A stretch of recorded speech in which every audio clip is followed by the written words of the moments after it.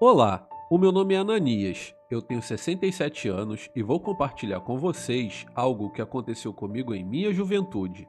Eu acompanho o canal e resolvi ir então a pedir ao meu neto Carlos que enviasse o meu relato, pois eu gostaria muito de ouvi-lo narrado por vocês. Eu morei quase que a minha infância toda na roça e confesso, era uma vida bem simples, mas era maravilhosa.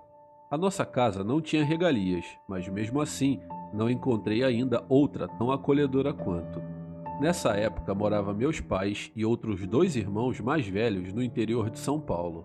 Os anos foram passando e quando eu já tinha por volta dos meus 20 anos, precisamos nos mudar para uma chácara próximo dali, onde meu pai seria campeiro e eu o ajudaria na lida, assim como os meus outros dois irmãos. Até aí, tudo normal, mas mal podíamos esperar que nossa vida fosse mudar de tal maneira. Mudou-se para a casa do lado um homem cujo nome era Valdemar. Ele era estranho, ele tinha um olhar sombrio e era muito magro. Os seus dentes eram tão amarelos que chegava a dar nojo. Valdemar começou a trabalhar também lá conosco e não demorou muito para tudo virar um inferno. Esse cabra achou de se engraçar para o lado de Maria, a minha irmã, que na época tinha 22 anos. Esse homem ficou obcecado por ela e queria, porque queria de todo jeito, a permissão de meu pai para cortejar Maria em nossa casa. A minha irmã entrou em desespero, pois ela era uma moça muito bonita com longos cabelos loiros e olhos esverdeados, além de muito trabalhadora, é claro. E foi então que coisas estranhas começaram a acontecer. Os móveis tremiam, portas batiam, os nossos animais começaram a minguar até a morte. A nossa vida, antes pacata, havia se tornado uma tristeza. Foi então que certa noite o meu pai saiu no quintal para fumar o seu palheiro, quando ele avistou um vulto agachado perto da porteira. Então ele resolveu ir sorrateiramente até lá para ver o que era. Ele pegou seu canivete e começou a se aproximar bem devagar, e quando estava a pouco mais de 1 metro do tal vulto, ele pôde ver, mesmo apesar da pouca luz, que se tratava de Valdemar. Ele estava segurando uma peça de roupa que pertencia à minha irmã, e sobre a peça começou a acender velas, e não contente, ainda sacrificou uma galinha derramando sangue por toda a peça de roupa. Ele também jogou flores e uma garrafa de bebida alcoólica sobre a mesma roupa, e começou a falar umas palavras que o meu pai não pôde entender. Ao ver o meu pai lá na beira da porteira, parado feito uma estátua, eu resolvi me aproximar e ao me ver, ele me deu um sinal para que eu não fizesse barulho. Então eu fui me aproximando e vi que se tratava de Valdemar e o que ele estava fazendo era magia negra. O meu pai sussurrou para mim que aquilo estava sendo feito sobre uma roupa de minha irmã. Na hora, o meu sangue ferveu nas veias, mas quando eu fui atacar o cabra, escutamos um estouro seguido por uma fumaça e um cheiro horrível de enxofre, e do nada, Valdemar simplesmente sumiu.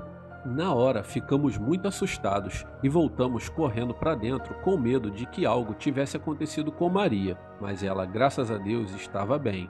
Então, contamos ao resto da família o que havíamos visto e todos ficamos muito apreensivos, mas tentamos não pensar e simplesmente seguir em frente.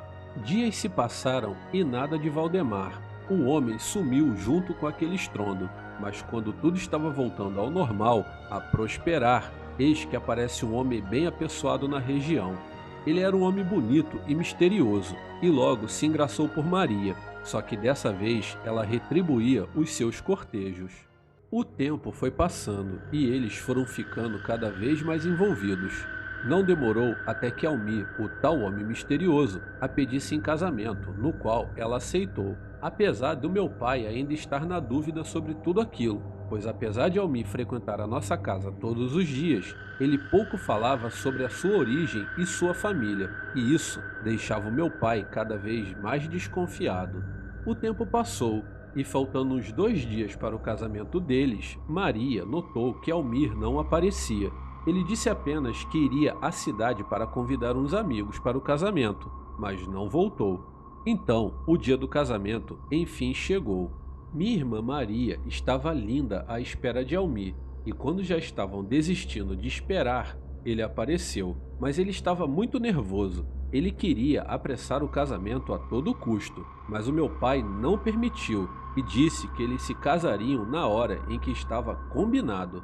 Maria e Almir continuaram morando ali com a gente, e não demorou para ela engravidar, dando à luz a um menino forte, o qual deram o nome de Mauro. Tudo parecia perfeito novamente, até que em uma noite de sexta-feira, Almir pediu a Maria que o deixasse levar o menino até a cidade na casa de um amigo que queria muito conhecer a criança. A minha irmã jamais desconfiaria de Almir. Ele era o pai da criança. Que de mal ele poderia fazer com o bebê? Então, Almir arrumou todas as coisas, pegou o carro de meu pai e foi até a cidade levando o menino. Mas por algum motivo, talvez por uma providência de Deus, o meu outro irmão e eu resolvemos ver até onde ele ia com a criança. Mas foi quando ele parou o carro à beira da estrada e começou a caminhar para o lado do rio que tivemos a certeza que coisa boa não era. Então, começamos a seguir ele a pé e mantendo distância para que ele não nos visse.